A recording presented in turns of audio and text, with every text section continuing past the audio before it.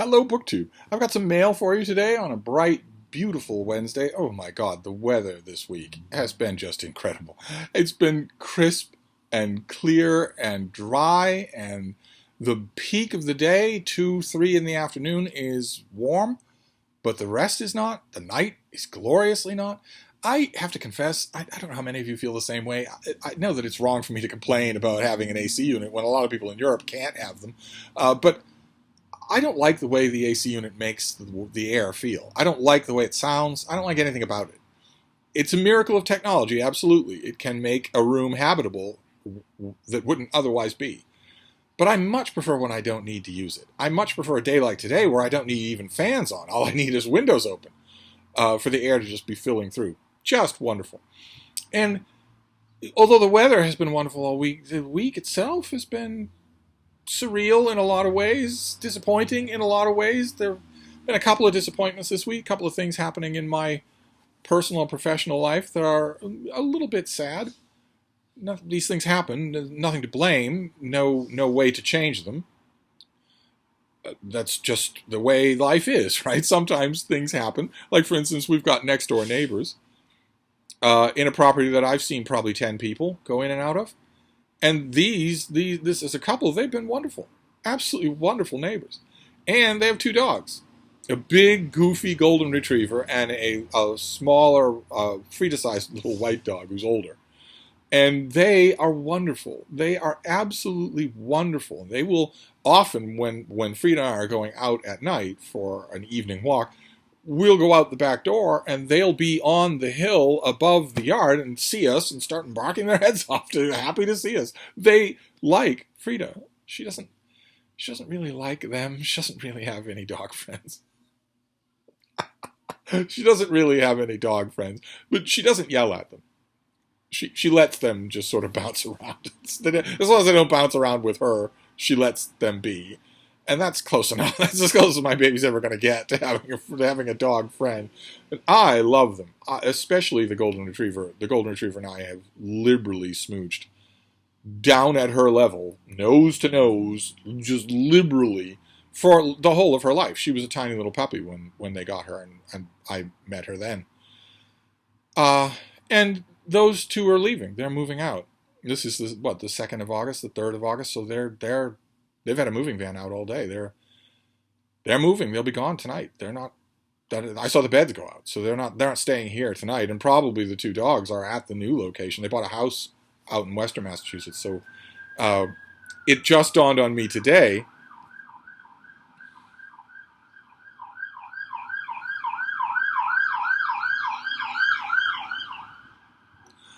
It just dawned on me today that last night at sunset, when I took the bean outside, they were there and they were barking and winding up a storm. And I just said hi to them and we went on our way. And it occurred to me that's the last time I'll ever see them. And then I didn't know that. Of course, you can't always know that. And if I had known that, I might have wanted to go over and, smooch faces with them one last time. Although if I had known, probably they would have picked that up and it would have alarmed them. So probably this is best. But that's a little melancholy. There are a couple of other little melancholy things. Also some surreal things. I watched a Jack Edwards video that I liked. Jack Edwards, as you well know, he's one of my many nemesis on Booktube. He is the Demon Smurf of Booktube. And he did a video just the other day, I think it was just yesterday, where he finally went to IKEA and got a whole bunch of flat-pack bookcases. The kind that come in an oblong box that's only a few inches thick, and you assemble it yourself with using IKEA's notoriously cryptic descriptions of what you're supposed to do and where things are supposed to go. And he did a video in which he got those bookcases, and I say finally because he's been storing books piled waist high in every odd corner and every odd cubbyhole and in a closet, like a lot of us do.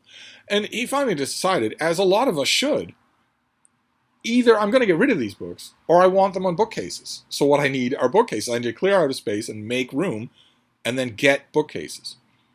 And so he did that. And he did one of those time-lapse videos showing himself assembling the bookcases and setting them up on the walls and then filling them with his paperbacks. And I don't know, maybe I'm softening.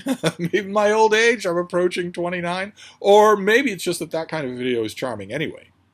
That I don't believe, I have often accused big booktubers, million subscriber booktubers, of being as fake as a $3 bill. But I don't believe that the sheer giddy, he uses the word giddy, the sheer giddy joy that I was seeing in that video, I don't believe that was faked. Not at all. I believe it was completely real. I think anyone would have felt that way in that circumstance. And I've watched other videos like that. I don't know what it is. I don't need to apologize, but I watched a Jack Edwards video and I liked it. So this has been a weird week, a weird up and down, all over the place week. I decided last night, for instance, I was lining up all my nights reading, and something was nagging at me, something was bothering me while I was doing that, and I realized after a minute's reflection what it was. I have this huge writing project for this summer. I signed on the dotted line. I agreed to this huge project, and its deadline is in August. We are now in the month where the deadline exists. And that was bothering me. Because I've done chunks of work on that, but I haven't done nearly enough. If I had been conscientious about this in June or May, I would have broken down exactly how much work needed to get done, and I would have done it in increments every day, and I didn't do that. Instead, I kept thinking, August is a million miles away. Well, we're in August now. And that I realized last night on the eve of my reading that that was bothering me, and I decided to dispense with most of the night's reading and instead do a lot of work that night. And I did what I am sure a couple of editors later today are going to call a freakish amount of work. I did a significant fraction of the total amount of work that still remains to be done last night alone. Now, the one drawback to that, the one thing I could do wrong at this point, would be to get complacent because of that. I'm in pretty good shape now if I keep at this. But not if I say, well, I just closed the gap by a huge percentage. I can afford to slack off a bit. No, I should do a lot more work today, a lot more work tomorrow. Now it's possible. Now it's doable if I maintain a schedule like that. So, but anyway, we have mail. I'm just trying to give you an update here of the weird shape that this last week has taken. Goodbyes that I don't want to happen, but that aren't anybody's fault. Changes in the landscape that aren't anybody's fault, but that I don't want to happen. And also, in addition to that, history being made. A former U.S. president being indicted for defrauding the U.S. government, as close as the Department of Justice is ever going to get to indicting a former U.S. president for treason. The only way that the DOJ would have indicted Donald Trump for treason is if he had taken up a weapon against the government. And who knows? If he'd been taken to the Capitol the way he insisted that he wanted to go, maybe he would have attacked somebody. I have no idea. He's a physical coward, so probably not. But a conspiracy to defraud the United States government, that is as serious gets. To see the news come out that a former U.S. president has been indicted by the Department of Justice, that is just... It's been a weird, uncanny week. I've got news about the president, a former president, being indicted, essentially for treason. I've got news about authoritarian strongmen never react well to what we used to call acts of God. Disasters, natural emergencies. They never react well to those because they don't like admitting that they're not in control, even of those things. And they certainly don't like showing that to their cult members. And that's true whether it's Donald Trump and COVID-19 or whether it's any other authoritarian figure. And not coincidentally, when you take all those facts on board, you're not all that surprised by the latest travel warning about going to Florida because of leprosy. Because of leprosy. Because Ron DeSantis refuses, he thinks leprosy is woke. So if you go to Florida, there's a chance you'll contract leprosy. Tell me that's good for the Florida tourism industry. If there's one word more than shark that is guaranteed to keep people away from your state, it's leprosy. And if there's a state other than Hawaii that's more dependent on that tourist industry than Florida, I don't know what it is. So it's been weird. It's been a weird week, but there's always mail, and mail is comforting. We have a magazine, for instance, one that I did not remember subscribing to. This is Town and Country. I do not remember that I subscribed to this. That is Rebecca Ferguson, who she's disappointed me so much in Dune. But in this profile, she comes across as level-headed and really kind of neat. But my favorite thing about this issue, there was an article on Nantucket and how big land developers and McMansion builders on the island of Nantucket are ruining it. It was heartfelt, and a lot of the quotes in there are very urgent. The only top spin of urgency that was reduced for me is that people have been saying that about the island of Nantucket for 100 years or more. But there were a couple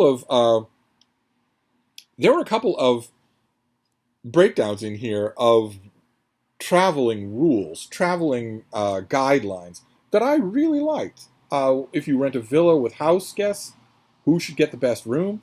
If I invite people to go abroad to celebrate my birthday, am I expected to pay for their travel?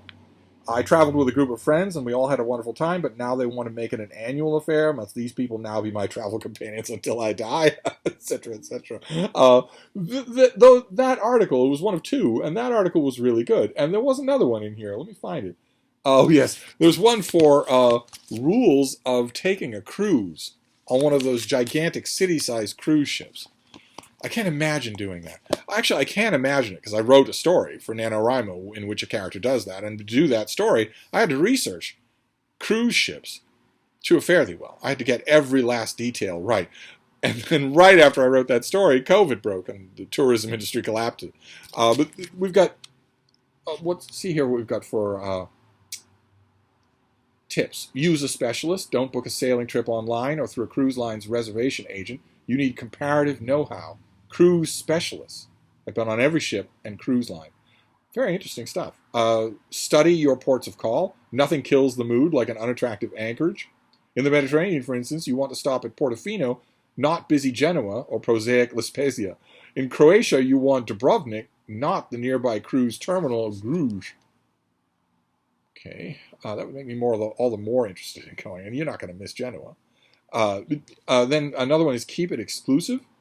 If there's one thing most of us worry about when we think cruise, it's other people. But there are many ways to lose the crowd. Interesting.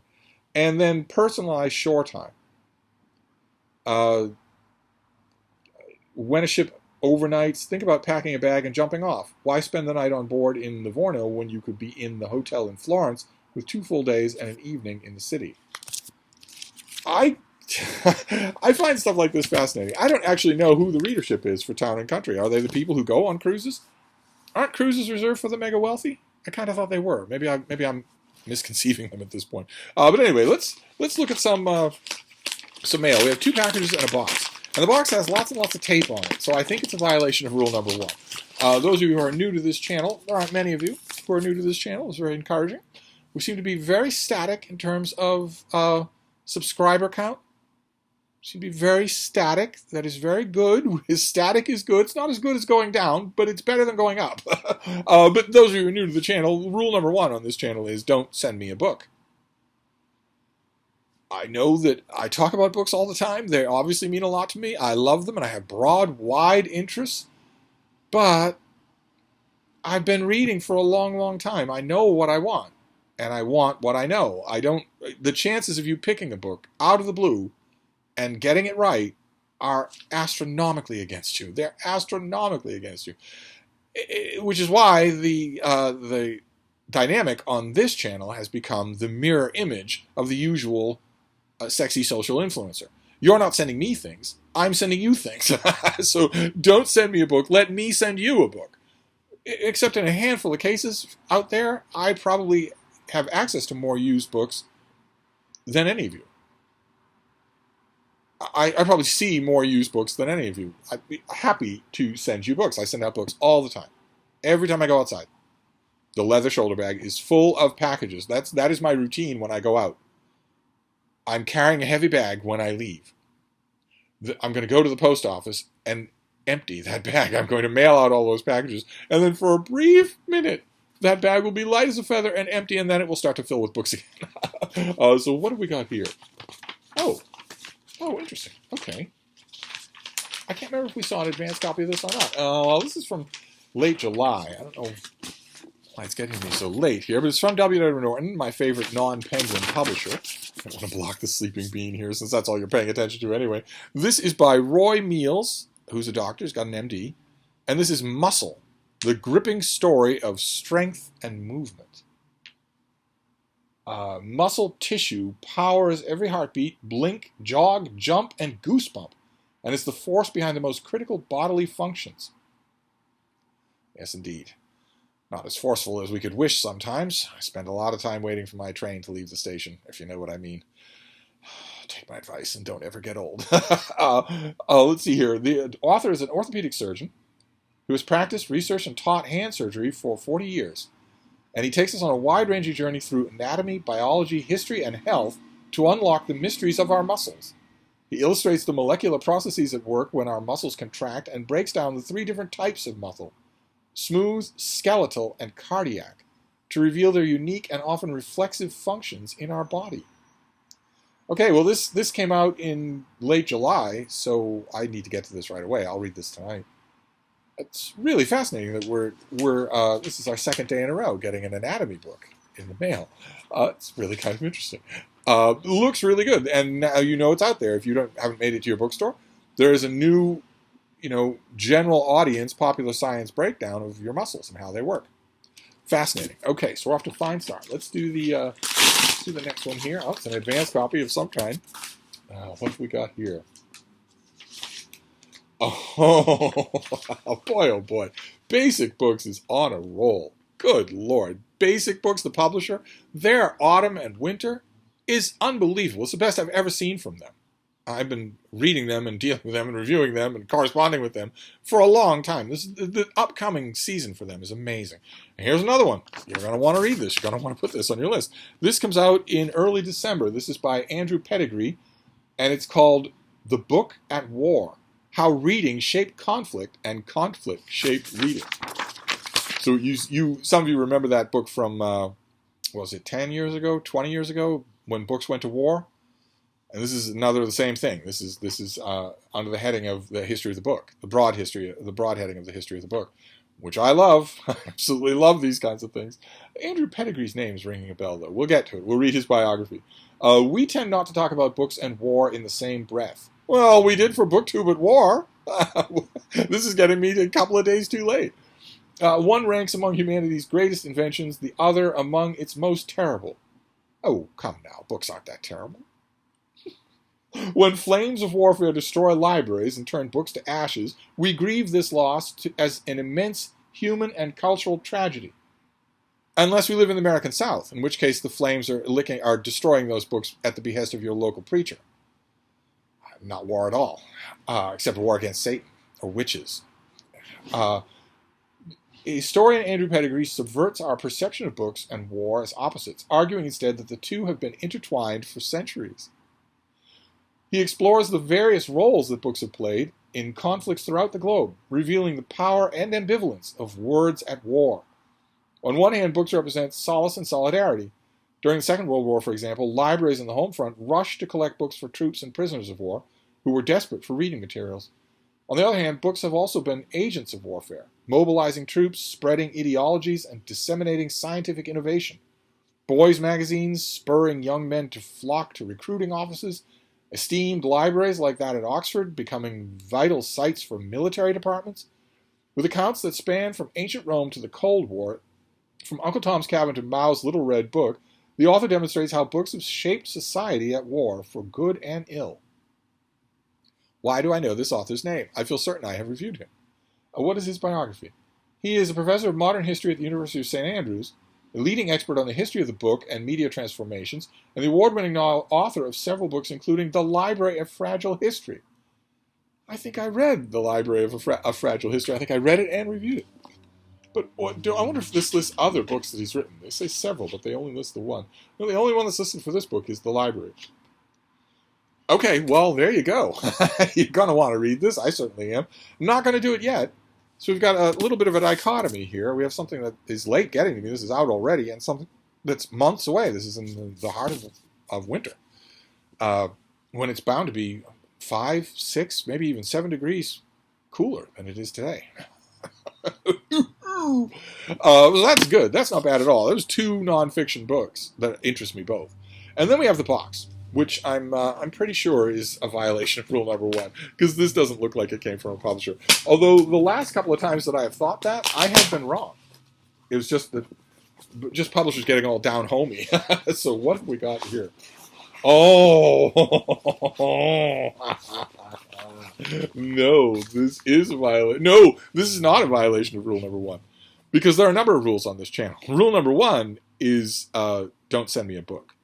Rule number 2 is Steve is always right.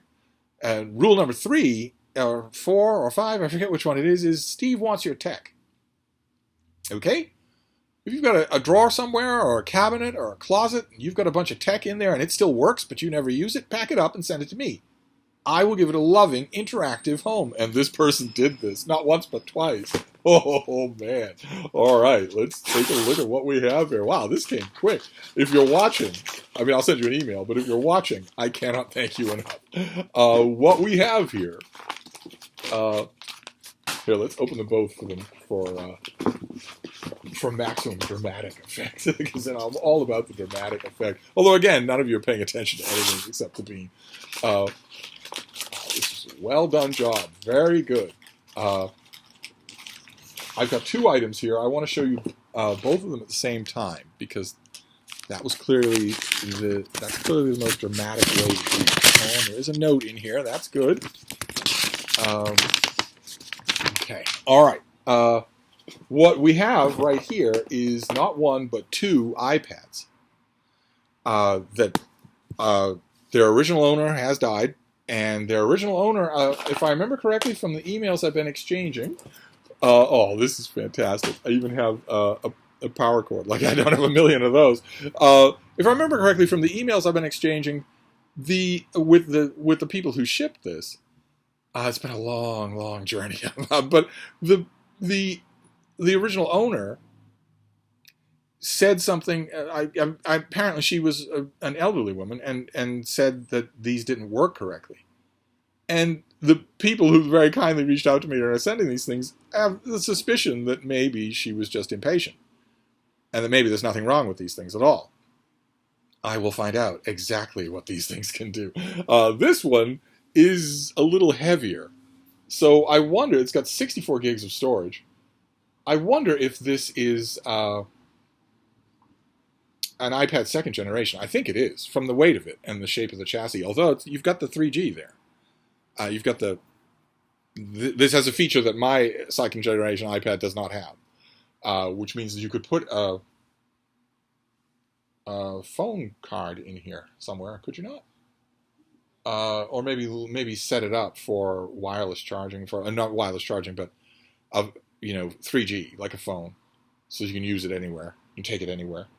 Interesting. Okay, this is the charger for one of these things. I only have one charging cord here. This is an old machine. This is the charger for an iPad 2nd generation. So I wonder if they both are. The other one has a case on it. Here, this one's charging up. So I want to see. I can ask it what it is if I can. If it comes alive here. Okay, there we go. All right, it is setting up just fine. It's already got. Yeah.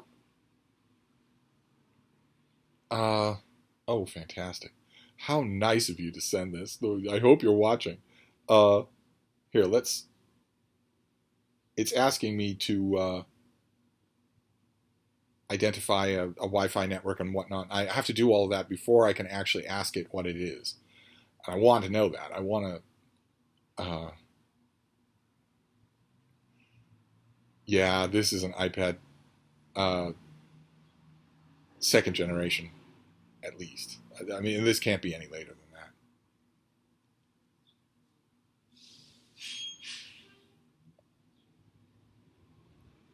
that. Okay, we're gonna storm our way through here.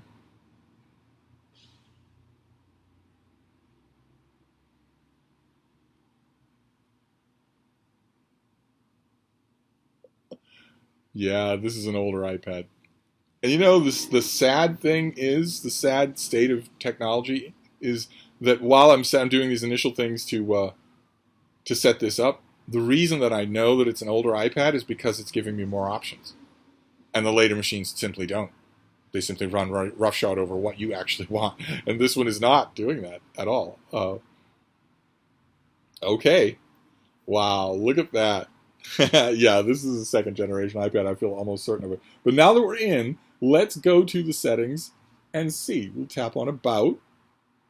What is this? Oh my God. It just says iPad. Could it be that this is an original iPad? This isn't even a second generation? It's got 60 gigs of storage available in it.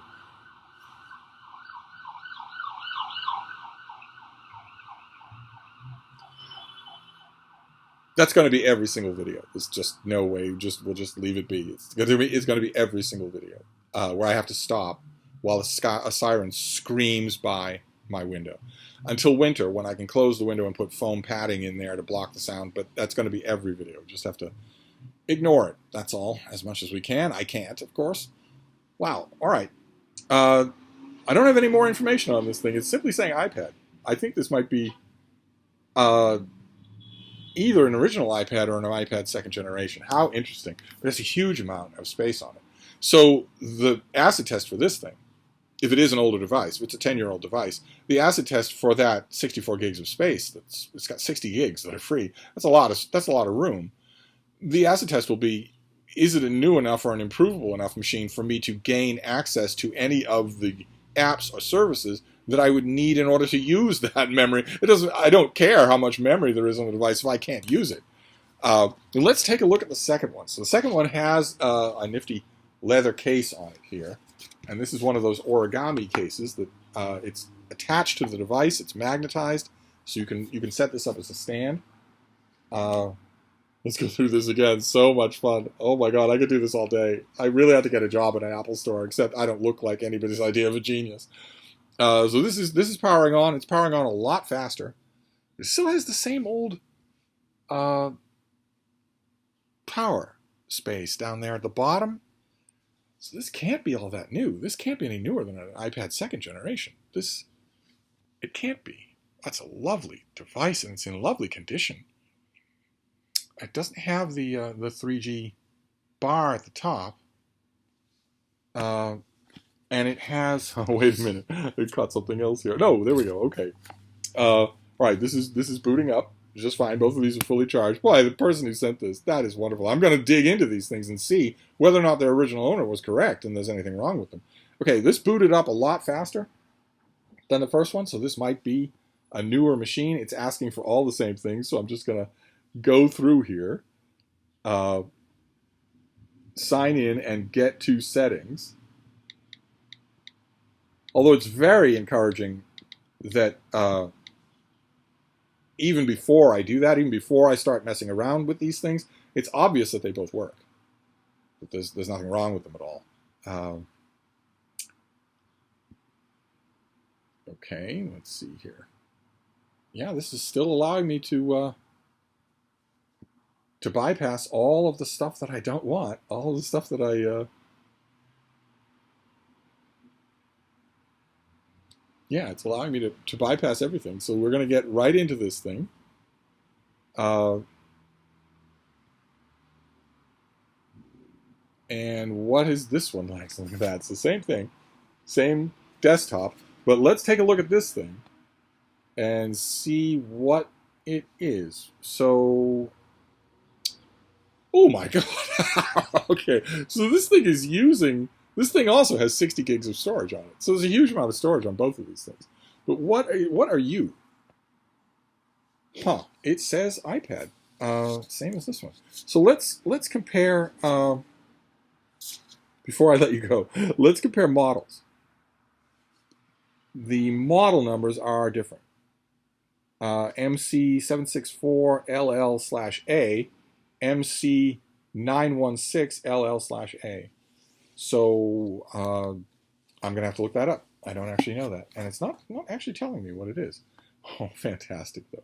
Just amazing. All right. Well, I've got a full amount of fun to have with these things. I wonder if this cover is a sleep cover. Let's see. Oh, it is. It turns the device on and off when you close it. Fantastic. Okay. Well, definitely going to keep that. The other one has no accoutrements at all. Just an ordinary naked iPad. Can't wait to play around with these two things. Oh my god. To my detriment, really. But this is the kind of playing that I absolutely love. Because once I find out what these things can and cannot do, and a simple trip to the App Store will tell me that. Once I find out what they can and cannot do, once I find out how old they are and how flexible they are, then I will know what I can use them for. There are some very, there's the Kindle app, there's the Barnes & Noble Nook app, there's the indigenous iBooks app. Will it take the Read Era app that will allow me to read comics on it? Got plenty of storage. I could put thousands of comics on these things and tens of thousands of books. Fantastic. Oh my. All right. Steve is very happy. All right. So we've got 2 books and 2 iPads. 2 nonfiction books and 2 iPads. Great. Fantastic. All right. So another success with the mail. I'm not going to need this thing. They're both at 100%. So I'll put this away for now and figure out what these things are. And play around with them a bit. I've got a little bit of time, I think, to play around with tech. So I'm going to wrap this up for now and go have a field day. A field day. In fact, I might just spread the joy. This is going to bring me so much joy to go through these things and fiddle around with them, figure out what they can and cannot do. I think probably what I will do is just spread the joy. So I will do that and enjoy myself enormously. I'll be glowing. You'll be able to see it from outside the windows. And then I think I'll take the bean on a nice long walk. Because it's not too hot for a nice long walk. And that'll just extend the joy. Of course, into every life a little Kirkus must fall. I'll publish this weekly. I think I have something today. Yeah, I do. I have something today that I have to write about. I had a book yesterday that I had to write about that was it was a work of philosophy. Booktube, and it was 800 pages long, as all works of philosophy are, in which the author argues against the concept of infinity, both literally and figuratively. And I read the opening paragraph. I still had 800 pages to go. I read the opening paragraph and thought, okay, all right. But so, like all works of philosophy, you are intentionally obfuscating a very simple thing. This is a very simple discussion. Does infinity exist literally? Well, the universe is expanding, so no. But does the universe exist figuratively? Think of anything. Right now, while you're listening to this video, think of anything at all. A truck with noisy brakes, an emergency siren going by, a cute little dog sleeping, a super sexy YouTube influencer. Think of anything at all. Think of a galaxy full of stars. When you do that, can you think of one more? Yes, you can. So figuratively, of course, the concept of infinity exists. But I read the book anyway. I slogged through it. Today's is not going to be quite so bad. I think I'll just indulge myself, especially now that I've got this nice tailwind here. I've got new tech to play with. Oh my! Thank you so much. I'm going to send an effusive email. But I will wrap this up for now, and I'll be back. Thank you, Booktube.